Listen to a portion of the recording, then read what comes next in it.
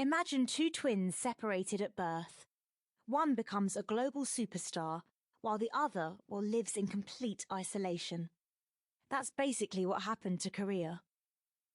Today, we're diving into the fascinating story of North and South Korea, how they ended up on such dramatically different paths, and what it means for their future. By the end of this episode, you'll understand why this division matters to the whole world and what it tells us about the power of different systems to shape entire societies. So help me understand, how did we end up with such drastically different Koreas? Well, it's really quite remarkable when you think about it. Before 1945, Korea was one country with a shared history going back thousands of years. Then, well after World War II, the Soviet Union and United States basically drew a line across the 38th parallel, and, well, that was it. Wait, so literally just drew a line on a map? Yeah, exactly. And what's wild is that nobody expected it to be permanent. It was supposed to be this temporary solution, but then the Korean War happened, and, well, here we are, 70 years later. And now the differences are just mind-blowing, right? Oh, absolutely staggering. Look at South Korea today, right? Samsung phones, Hyundai cars, K-pop taking over the world. Their GDP per capita is around $34,000. Meanwhile, North Korea, well... Yeah, what's the situation there? According to recent estimates, North Korea's GDP per capita is less than $1,900. And you know what's really fascinating? A recent study showed that the average South Korean is about 3 inches taller than their North Korean counterparts due to better nutrition. 3 inches? That's incredible. And you know what's really interesting about South Korea's development? What's that? In the 1960s, South Korea was actually poorer than many African countries. But through this intense focus on education and technology, well, they basically speed-ran development. They went from a war-torn agricultural society to a global tech powerhouse in just one generation. Speaking of technology, you know what I find fascinating? The whole K-pop phenomenon. Oh yeah, this is actually really interesting. K-pop isn't just entertainment, it's become this kind of soft power tool. There are actually stories of North Korean defectors saying they first got curious about South Korea through K-pop music smuggled in on USB drives. Wait, really? USB drives? Yeah, and you know what's even more interesting? Some North Korean defectors have become social media influencers in South Korea, sharing their stories and experiences. That's wild. But let's talk about daily life. What's the difference like? Well, in South Korea, you've got this hyper-connected society, right? Fastest internet in the world, smartphones everywhere, 24-hour convenience stores. North Korea, on the other hand, most people don't even have regular electricity. But surely they must know what's happening in the South, right? That's actually a really complex question. The North Korean government maintains this incredibly tight control over information. But you know what's interesting? Despite their best efforts, information does get in. How so? Well, besides those USB drives we mentioned, there's actually a whole network of illegal Chinese cell phones near the border. People use them to call relatives who've escaped and, well, sometimes to arrange their own escapes. That must drive the authorities crazy. Oh, absolutely. But you know what's really fascinating about this whole situation? What's that? The cost of reunification. According to recent estimates by economists, well, it could cost anywhere from $1 to $3 trillion to bring North Korea up to even half of South Korea's standard of living. Hold on, trillion with a T? Yeah, and that's actually one reason why some younger South Koreans are becoming less enthusiastic about reunification. They're worried about the economic burden. That's really interesting because you'd think the emotional pull of reunification would be stronger. Well, it's complicated. The younger generation in South Korea, they didn't grow up with relatives in the North. To them, North Korea feels more like, well, a foreign country than their lost brother. Let's talk about the future. What's the most likely path forward? You know, what's really interesting is that technology might end up being more powerful than politics in bringing change. What do you mean? Well, think about it. Every time a North Korean sees a South Korean drama or uses a smuggled smartphone, they're getting a glimpse of an alternative reality. That's potentially more transformative than any political negotiations. So information flow might be the key? Exactly. And you know what's fascinating? South Korea has actually been floating giant balloons carrying USB drives, leaflets, and even chocolate across the border. Wait, chocolate? Yeah, well, the idea is to show North Koreans that the outside world isn't what their government tells them it is. Sometimes something as simple as a choco pie can make people question everything they've been taught. That's incredible. But let's talk about the human cost of this division. Well, according to the South Korean government, there are still about 50,000 South Koreans who have family members in the north that they haven't seen in decades. That's heartbreaking.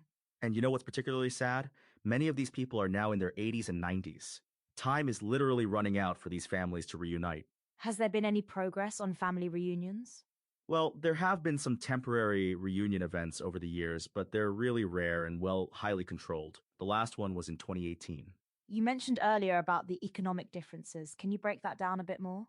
Well, here's a striking statistic. South Korea's economy is about 50 times larger than North Korea's. And you know what's really interesting? South Korea has actually become one of the most innovative economies in the world. In what way? Well, they're leading in things like semiconductor production, battery technology, robotics. Meanwhile, North Korea, well, they can barely keep the lights on in their capital city. That contrast is just mind-boggling.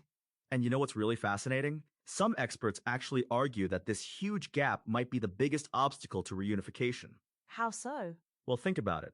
When Germany reunified, East Germany was about 1/3 as wealthy as West Germany, but North Korea is only about 1/50th as wealthy as South Korea. The gap is just, well, astronomical. So what's the solution? You know, that's the trillion-dollar question, literally. Some experts suggest a gradual integration approach might be more feasible than immediate reunification. Like what exactly? Well, things like economic cooperation zones, cultural exchanges, maybe even a confederation system where both countries maintain separate systems but increase cooperation gradually. That sounds more realistic than just suddenly combining everything. Exactly. And you know what's interesting? Some younger South Koreans are actually starting to see this division as well permanent. Really? That's quite a shift in perspective. Yeah, well, they've grown up in this divided Korea. To them, North Korea feels more like this distant foreign country than part of their national identity.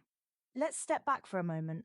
What does this whole situation tell us about the power of different systems? Well, it's probably the most dramatic real-world experiment in different systems we've ever seen. Same people, same culture, same starting point, but completely different outcomes based on the paths they took. And the implications are huge, right? Absolutely. It shows how government policies and economic systems can literally shape everything, from how tall people grow to what they believe is possible in life. So when you step back from all this, what's the key takeaway? Well, I think it's that societies aren't destined to be any particular way. The choices we make about how to organize our economies and governments, well, they have real profound consequences that last for generations. And it's not just abstract policy decisions, right? These are choices that affect real people's lives. Exactly. And you know what? Maybe that's the most important lesson. These aren't just lines on a map or economic statistics. They're stories about real people whose lives took dramatically different paths because of decisions made decades ago.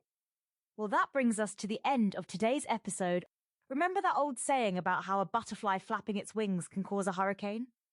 Well, sometimes it's not a butterfly, it's a line drawn on a map, and that line can change the destiny of millions.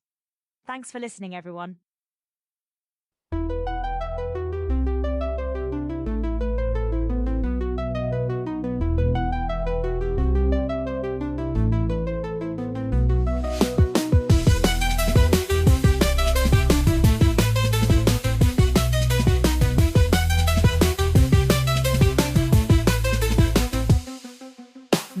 Show, let's go, open up your mind and grow.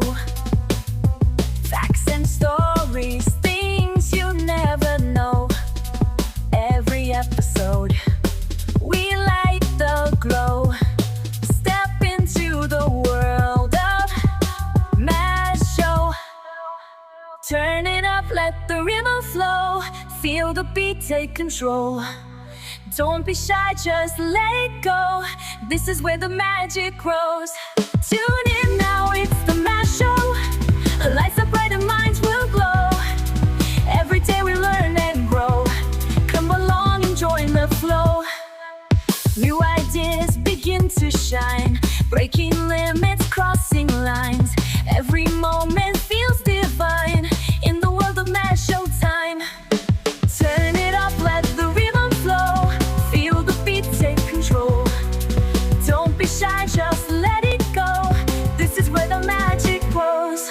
Tune in now, it's the Mad Show. Lights up bright and minds will glow. Every day we learn and grow.